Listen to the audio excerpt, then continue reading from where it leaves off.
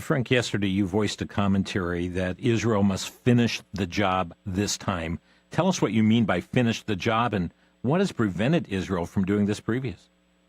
I think that's actually a term that Donald Trump has used in the context, if I'm not mistaken, of Gaza, encouraging Israel to finish the job there, which means finish off the enemy, finish off, in that case, Hamas. But Hamas is, of course, like Hezbollah and like the Houthis and, well, frankly, other terrorist organizations around the world, including here in the United States, all essentially, projects of these mullahs in Iran.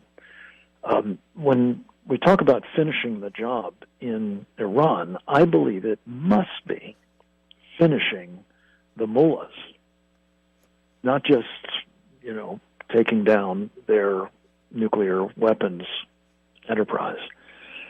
Bad as that is, let's just say for the purpose of discussion that it were completely shut down. You would still have, if you don't get rid of the mullahs and their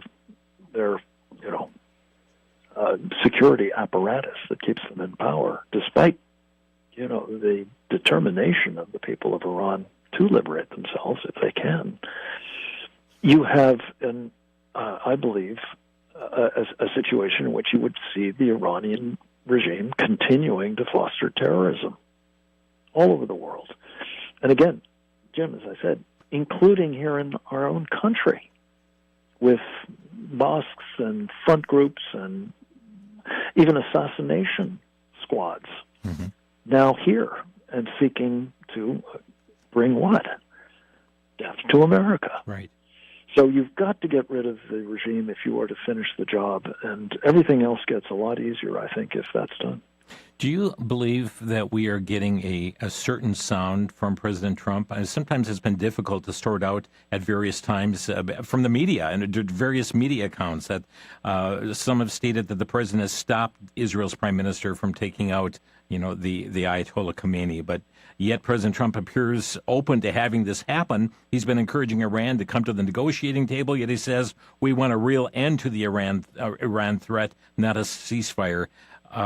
Comment on the Trump administration. They're acting on this, and we are seeing a total different response than what we would see under a Biden administration. Oh, that's for sure. The Biden administration was doing everything they could to prevent Israel from taking on and taking down that nuclear enterprise, let alone removing the regime from power. They wouldn't be doing anything remotely like what President Trump is doing. And as to your question about his policy, I think it's been evolving, frankly. I don't know whether to credit the line that, he was actually conspiring with Benjamin Netanyahu, in the best sense of the word, in this case, to create the impression on the part of the Iranians that they were free home free because the president was insistent on negotiations and was checking Israel from acting as long as they were going on, which, of course, incentivized the mullahs to just do what they did fabulously well for decades, namely string along these naive and generally, foolish American administrations of both parties.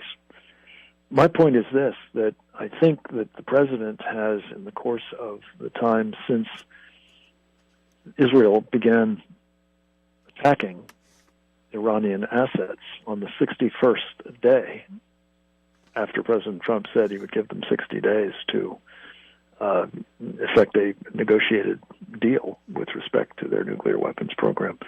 The president, I think, was, whether he was actively involved in a conspiracy to get this done to surprise the Iranians or not, I think he was favorably disposed, even though he said, he was hoping that he'd be able to get a deal. He was not ill-disposed by any means to Israel taking action.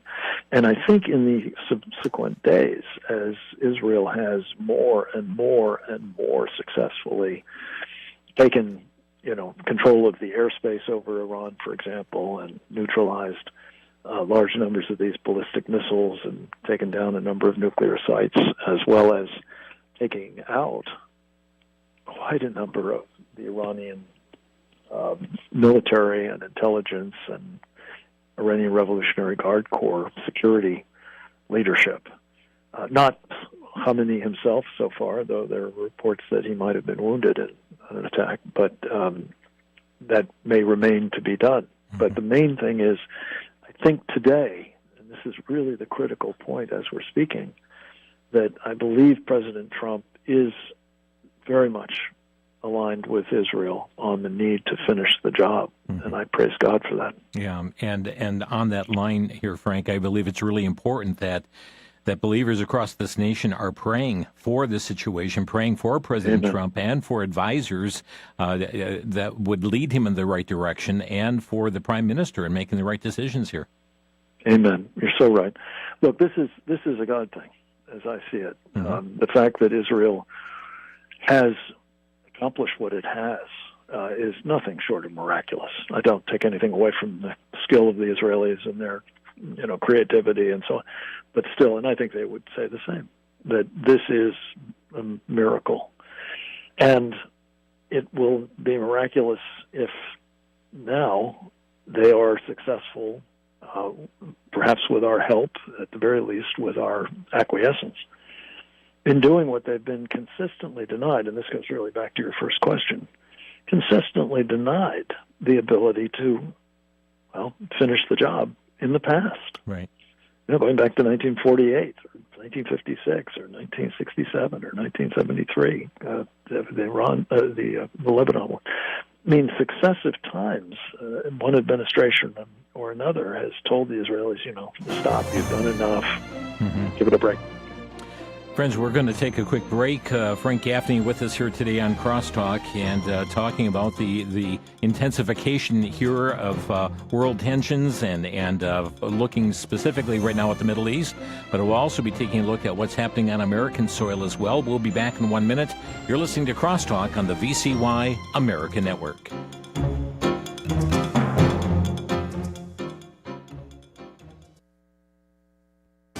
Back to Genesis with Dr. John Morris, scientist and creation researcher with the Institute for Creation Research.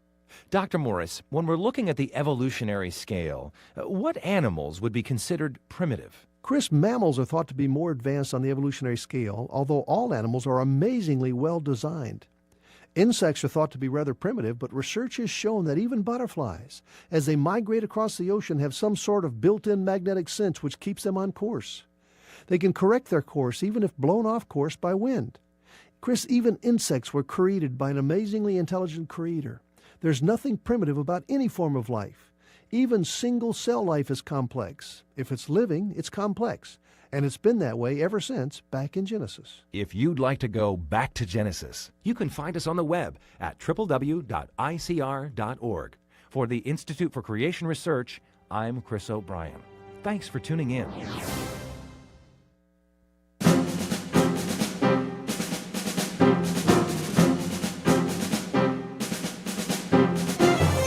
You're listening to Crosstalk on VCY America. With us today is Frank Gaffney, president of the Institute for the American Future. Certainly talking about the global tensions that are on the increase here, and we're watching right in real time this war before us here with Israel having a preemptive strike against Iran. And keep in mind, friends, that Iran has not only warned Israel and threatened Israel, but has threatened the United States as well. Frank, before we continue, give us a website. You've got actually several sites that keep our listeners informed on critical issues. So tell us about, give us a word here about the Institute for the American Future. With pleasure.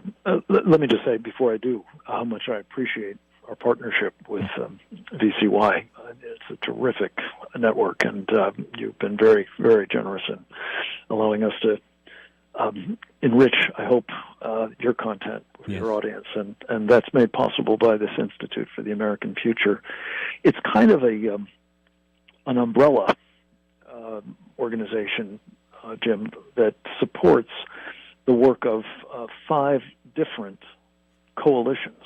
And these are all informal sort of pickup teams, I call them, of very expert people. I think of it as the special forces in the war of ideas. And by that I mean, they're sort of self-selecting but also specialized in various aspects of a given problem set. We have one we call the Committee on the Present Danger China, which of course is aimed at trying to take down the Chinese Communist Party. We have another we call the Sovereignty Coalition, which is designed to protect our sovereignty and keep the so-called, I call them godless globalists worldwide, from creating world government at the expense of our freedom and sovereignty. Third is one we call the Victory Coalition, which is very much relevant to the topic we just discussed. In fact, we had a fantastic emergency briefing yesterday on this same topic we've been covering, the war, the multi-front war Israel's amidst at the moment. And people can find that at victoryco.org. That's all about the Sharia supremacists and what they're trying to do to us. A fourth deals with America's military. We want to make America's military great again. So we call that Save America's Military, and that's saveamericasmilitary.org. I should have mentioned the Present Danger China is presentdangerchina.org, and the website for the Sovereignty Coalition is just sovereigntycoalition.org. And then finally, one that I know is very much on your heart, as is mine. I think it was kind of the manifestation of something that is overarching all of the things that we've just talked about, the spiritual war in which we find ourselves at the moment. And that manifestation is the persecution globally, by some estimates, of some 365 million Christians. And that's according to one of our partners in this Save the Persecuted Christian Coalition, Open Doors USA. 365 million Christians. And those are heavily persecuted, by the way. It's not just people who have a bad day for their faith. These are people who are dying for it, or being tortured, or being deprived of their homes, and what have you.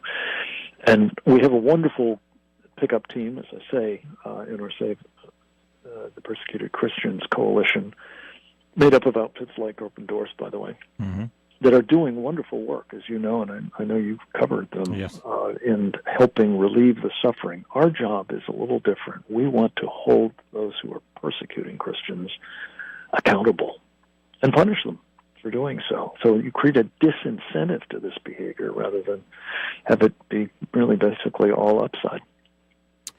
And friends, again, the Gateway website would be usfuture.org, usfuture.org. Frank, we know that Iran has enrichment facilities that are underground. We're told that only the U.S. has large enough bombs to decimate these facilities. Many are looking, will the U.S. get involved with this or not? If we do, if U.S. provides these, would it not thrust the U.S. into full-fledged war at this time? I think it would, yes. I'm not personally in favor of doing that.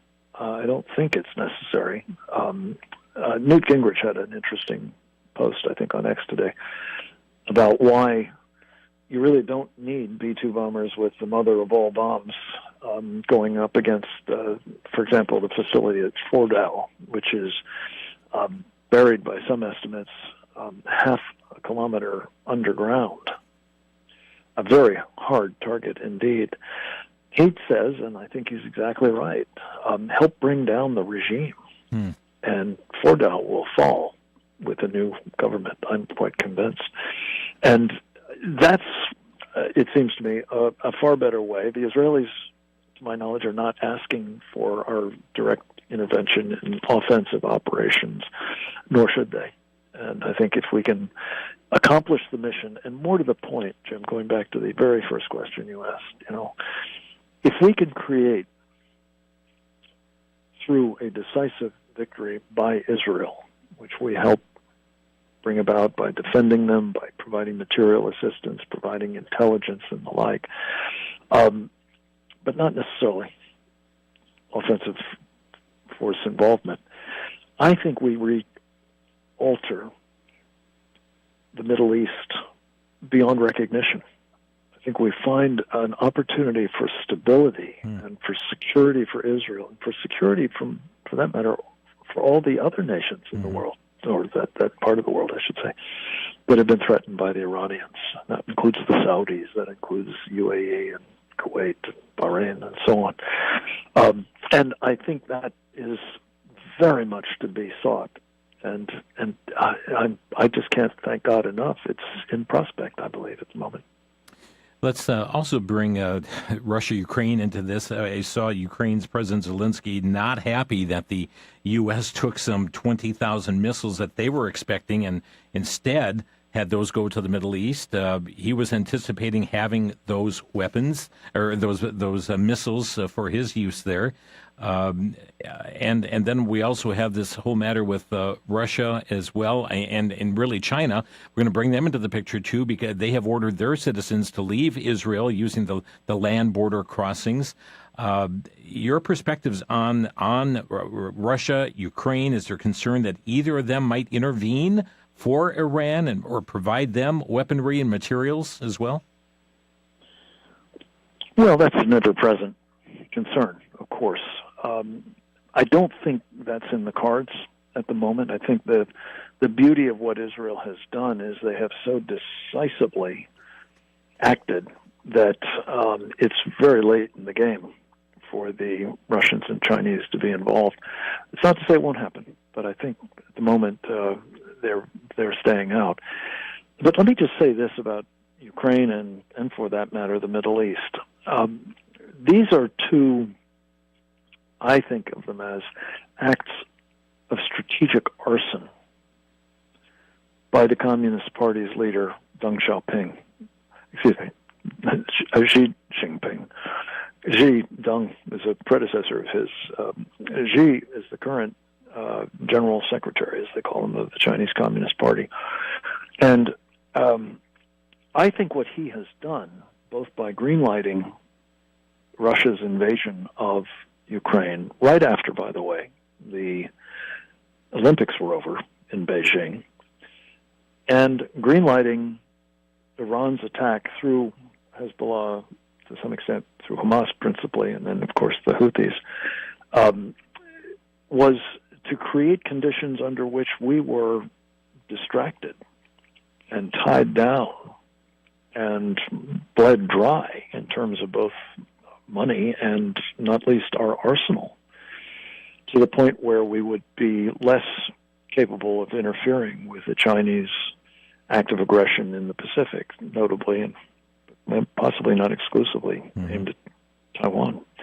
So I call it World War Xi, not World War III, World War Xi. And I think that nothing could do more to help deter that from going kinetic, as they say, turning into a shooting war in Asia and the Pacific, than the decisive defeat of China's principal ally in the Middle East, namely the Iranian regime. Yesterday, we saw the redirection of the USS Nimitz from the South China Sea to start heading toward the Middle East. Do you believe that this move might compromise the stabilization there? I mean, would this open the door for China to further threaten Taiwan or even make an invasion of Taiwan with the Nimitz being redirected? It might have that effect. I think that more deterrent capability in the region generally is better. I'm not quite sure why the Nimitz is being moved. Obviously, there's a desire, as is being evidenced in, I think, B-2s being forward deployed, maybe some B-52s as well. Certainly, there seem to be a lot of aerial refueling tankers headed to the region, and that all quite possibly means that President Trump will order military action against Iran. But at the very least, I think this larger point that I'm making, if Xi is trying to calculate that we're going to be tied down, we're going to be distracted, we're going to be otherwise disabled from doing material harm to his acts of aggression in the Far East. I think that will prove, if wrong, a disincentive to him to act, whether the Nimitz is in place or not, or another carrier battle group. We need to do something of an epic strategic character, and I think taking Iran off the chessboard, not least curbing Chinese access to way below market priced oil and natural gas, is going to put the Chinese back on their heels. And one of the interesting things about this, my friend Steve Bannon likes to use the term La Beijing to describe the people of China. He makes a distinction between them and the regime that misrules them and threatens us. Does that sound familiar? Well, it's pretty much the same thing as their ally, Iran. And I'm saying we need, in both the case of Iran and in China, to be helping the Lao Beijing in those countries, the ordinary people. The people have been so badly oppressed and brutalized. In the case of China, by some estimates, 100 million of them have been killed by the Chinese regime. And that doesn't even take into account 400 to 500 million babies in utero who were murdered through their one-child policy. Yes. But my point is this: if we're attending to both of those people, if we're speaking to them, if we're making clear we have no fight with them, we want them to be liberated, we may actually see coming out of this Iran exercise not just the fall of one horrific axis of evil member in Iran, but also perhaps that one in China as well. Otherwise known as the red-green axis. We'll be back. You will be back in just 1 minute here, friends, on Crosstalk.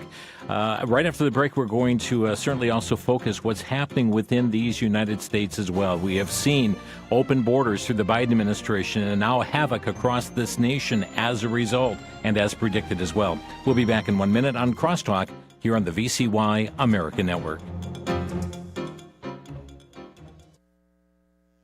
Have you ever had someone attempt to talk to you about the Watchtower Society or the Book of Mormon? Or perhaps a friend has told you that they've started yoga and invited you to participate. You know you heard something about these religions and teachings, but never had the material in your hand to give a biblical response to their teachings. Now you can. Two world-renowned researchers, Dr. Ron Carlson and Ed Decker, teamed up to write Fast Facts on False Teachings, an easy-to-use resource guide that gives you quick, clear facts about several cults and false teachings. You'll find chapters on atheism, Freemasonry, Hinduism and yoga, Islam, Jehovah's Witnesses, Mormonism, and much more. Fast Facts on False Teachings is available for a donation of $18 or more when you call VCY America, 1-800-729-9829. That's 1-800-729-9829.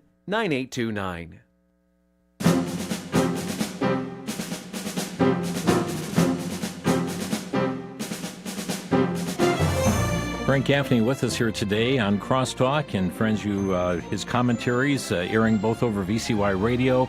We're privileged also to carry him on WVCY Television and VCY.TV a couple hours every week as well, and keeping you informed on many, many matters across this nation, really focusing on security and having a secure nation, a Secure Freedom Minute you hear on radio.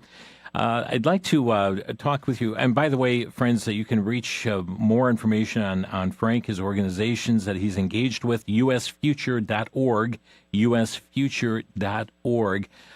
So, Frank, let's turn our attention to domestic situations here as well. We have seen riotal uprisings continue in Los Angeles. We have witnessed the destruction of property, physical opposition to law enforcement and federal agents. Looting has been rampant. These No Kings rallies were staged around the country this past Saturday. First of all, do we know who or what is orchestrating these and funding these disruptive efforts? Well, following the money is always a good idea. Jim, when you're trying to unravel what is actually going on here. And there are indications that what we're witnessing is a result of cash infusions by cutouts for the Chinese Communist Party. There's a guy out of Singapore by the name of Singham, as I recall, who is a billionaire, made his fortune in dealing with the Chinese, and has been a very aggressive promoter of its propaganda. His funds apparently are part of what has gone into this. There's also a gal, as I recall, by the name of Christy Walton, one of the heirs to the Walmart fortune, who has been a big funder of the programs gone under the banner of No Kings, brought to us by a group of Marxists who run an outfit called Indivisible. And the Marxists, when I say that, I don't mean, in a sort of euphemistic way. I'm talking about people who actually embrace Marxism. And when you understand that the wellspring of that in our time, formerly the Chinese, were one of the spin-offs of the Soviet communist enterprise, but it's gone, and the Chinese have taken over international communism. And it's very much active here. Some of it brought to us by front groups like the Freedom Road Socialist Organization, which spawned Black Lives Matter. You have the Chinese Progressive Association, which directly works with, and I think to some extent even out of, the Chinese consulate. You may remember in the so-called Summer of Love, Mike Pompeo, then the Secretary of State, shut down the Houston consulate of the Chinese Communist Party because it was helping organize and mount the insurrections of that period, 2020. So we're dealing with a very aggressive effort by a mortal enemy of this country. They make no bones about it. They seek our destruction. They say that every day, even in English, in their propaganda outlets. And I think you were telling me off air that the latest news item on this is that the FBI director, Kash Patel, has just revealed, surprise, surprise, that there is evidence that the Chinese were directly involved in trying to influence that 2020 election in another way, by actually printing up fraudulent ballots. Right. I mean, you can't make this stuff up. And Jim, just a quick, an important point. The Chinese, going back, I mentioned Deng Xiaoping, going back to his day, declared, he in person declared that the Cold War between the Soviet Union and the United States was over. The Soviets had lost. A new Cold War was beginning. This is 1992. Between the United States and China would win. And what he set about doing was something he called the hide and bide strategy, for bringing that about through a technique that a couple of colonels in the People's Liberation Army in 1999 actually published, describing the plan. It was unrestricted warfare.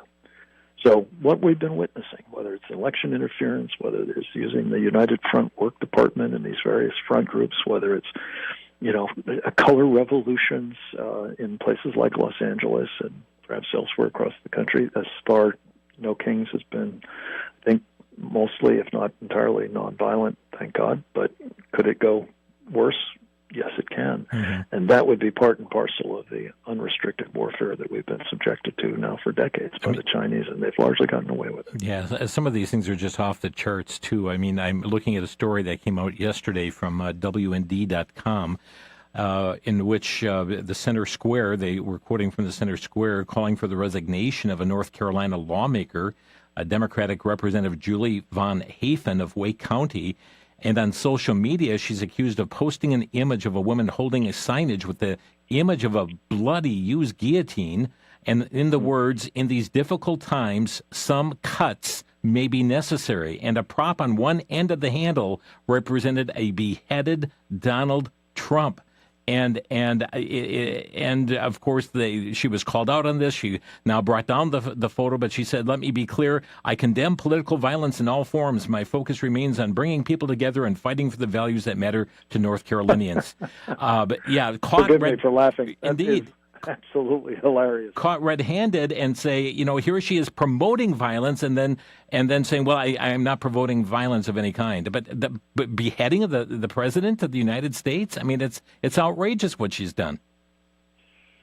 Well, and I think the truth of the matter is it's just exposing what a lot of the people who are associated with. It's not everybody. I'm sure Right. there were some 5 million people, attending one or the other of these rallies. I'm sure the vast majority of them are authentically peaceful protesters. But there is a core, and unfortunately the core is running the show, that are perfectly prepared to use violence if they could get away with it, much as we saw in 2020.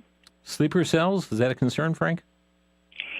Sleeper cells is a huge concern. And let me just tell you the one that worries me most, though I am very, very mindful as we speak particularly, that you have Hezbollah cells in our country and other Iranian operations. You have Muslim Brotherhood cells in our country. And their numbers have been swollen, by the way, by the open border you spoke of just before our last break. Right. By design. Not just predictably, but by design, intended to allow such people to get into our country and, yes, do harm to it. But the ones that worry me most, the ones that have come across that border by some estimates, the southern border in particular, to the tune of anywhere between 10,000 and maybe as many as 150,000 People's Liberation Army soldiers who have now gotten inside our wire, inside our country. We know not their whereabouts. We don't know what they're up to, but there's every reason to believe that those sleeper cells will be activated in the event China does decide to go to war, with possibly catastrophic effects inside our country. Mm-hmm.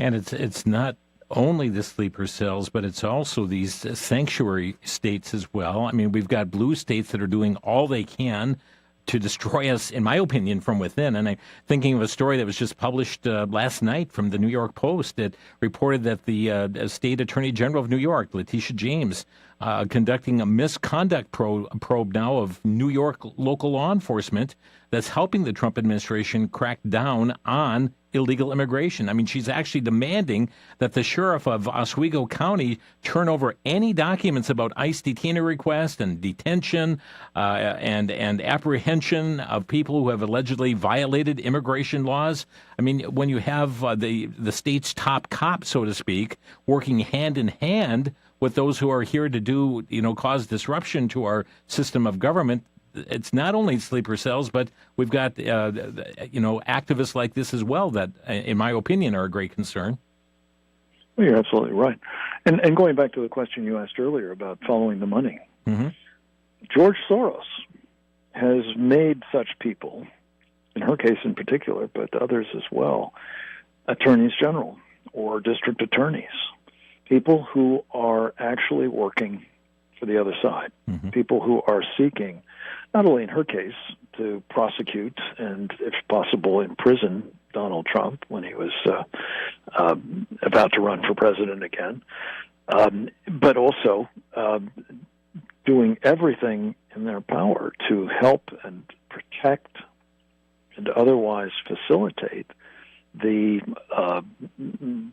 let me put a fine point on it, the subversive behavior of these sorts of agitators, as distinguished from, peaceful protesters and so on. But the agitators who are set in keeping with the Marxist agenda to take down our country, our government, and our Constitution. Friends, you're listening to Crosstalk on VCY America. I'm going to open our phone lines. Our number 800-733-9829. If you have a question you'd like to ask of our guest today or a brief comment, 1-800-733-9829. Frank, President Trump is considering adding some 36 countries now to the U.S. travel ban that would be added to the 12 countries already under the ban. What's your perspective on that? Is that a positive step forward?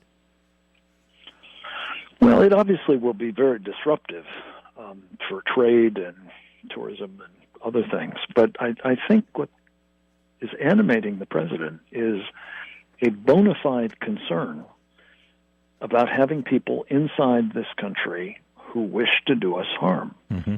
And again, I pray that there will be a more concerted effort made on the ones that are already here.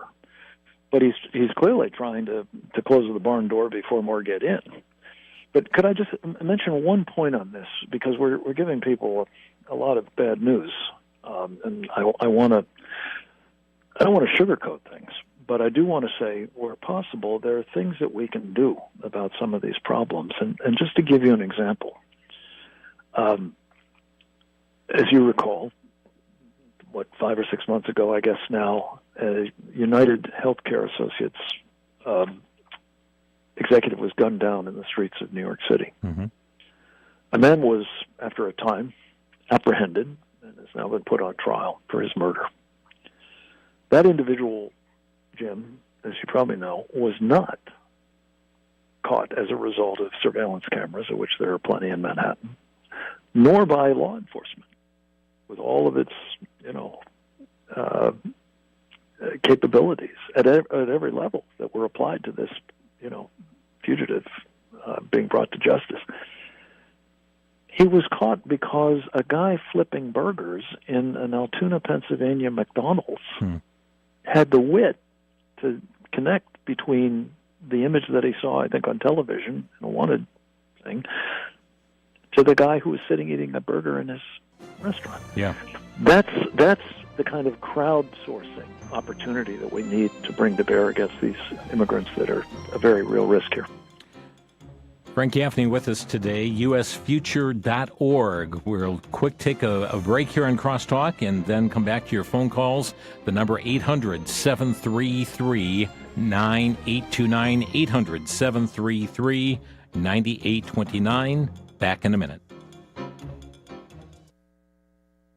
For the Worldview Report, I'm Brandon House. Our website's worldviewtube.com.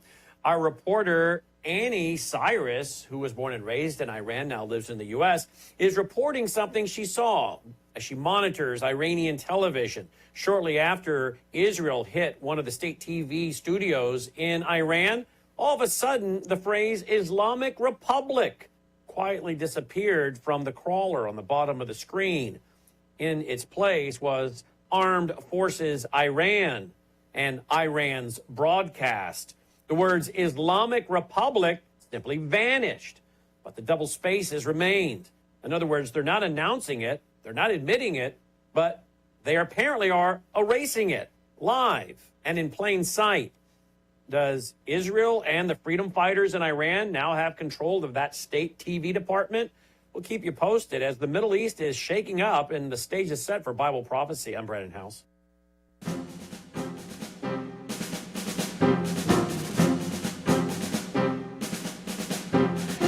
This is Crosstalk on VCY America. Frank Gaffney with us today on the broadcast, the website usfuture.org. And let's go right to the phone lines today on the program.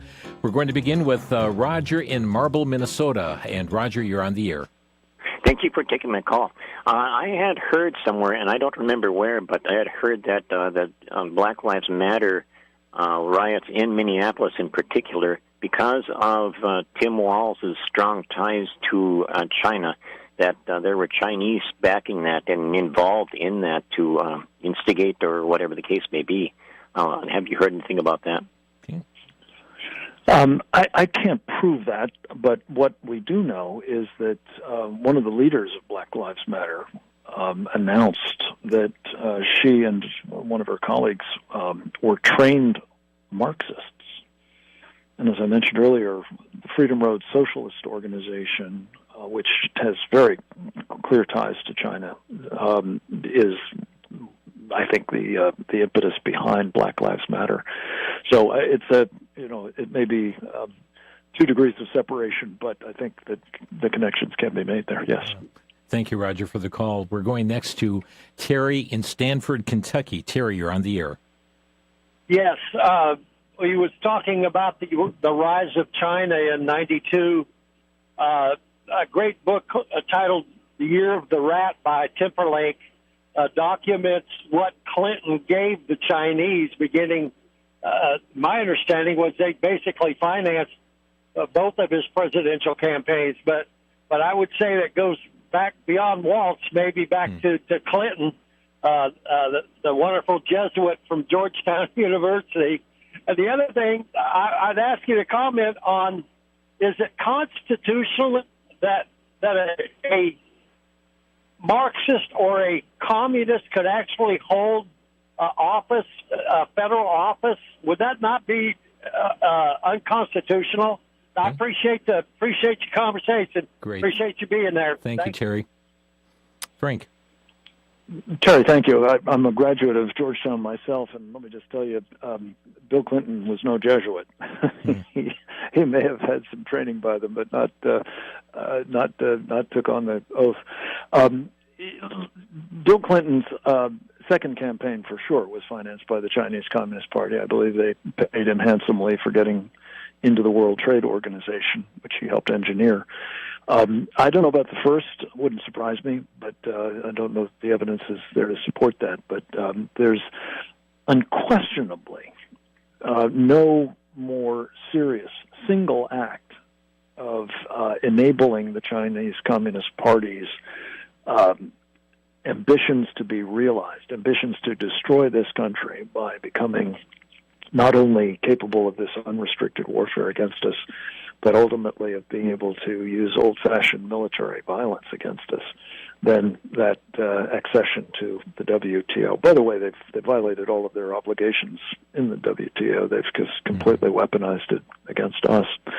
I think the only actual bar to a Chinese or other kind of communists from serving in office would be that they would have to lie in pledging an oath to support and defend the Constitution. Yeah. And I'd like to see people prosecuted for that. In fact, Jim, I've got a book, I think you may have mentioned it at the outset, it's called The Indictment, prosecuting the Chinese Communist Party and friends for crimes against America, China, and the world. And it's those friends, of which, I mean, that's literally what the Chinese call them. They're friends on Wall Street, they're friends in academia, they're friends in the media, they're friends in Hollywood, they're friends in government. These are people who are working for the CCP, and I think they have to be held accountable for doing so.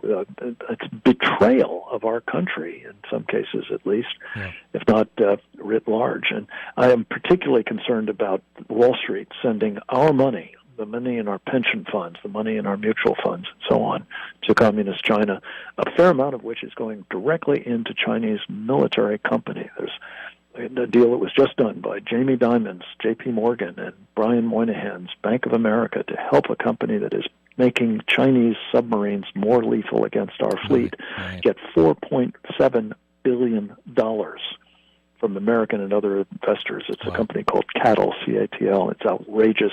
It's a betrayal, and they should be prosecuted for it, in my estimation. Terry, thank you for your call. William is next in Milwaukee. William, you're on the air. Yes, hi. I'm calling because I'm understanding that there seems to be the trail goes all the way to like attorneys generals.